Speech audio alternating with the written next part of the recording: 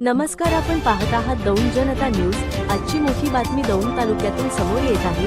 अवैध हातभट्टी दारूविरोधात दौंड पोलिसांनी मोठी कारवाई करत लाखो रुपयांचा मुद्देमाल जप्त केला आहे। मिळालेल्या माहितीनुसार पोलिसांना संशयास्पद टेम्पोबाबत माहिती मिळाली होती। त्यानंतर पोलिसांनी तत्काळ सापळा रचून टेम्पो थांबवला आणि त्याची कसून तपासणी केली।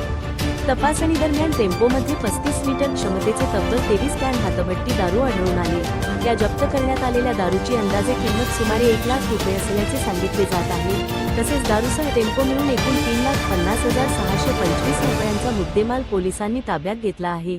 या प्रकरणी टेम्पो चालकाला तात्काळ अटक करण्यात आली असून त्याच्याविरोधात महाराष्ट्र दारूबंदी कायद्यानुसार गुन्हा दाखल करण्यात आला आहे।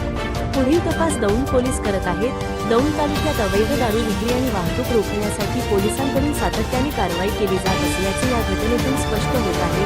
अधिक अपडेट्ससाठी पाहत रहा दौंड जनता न्यूज।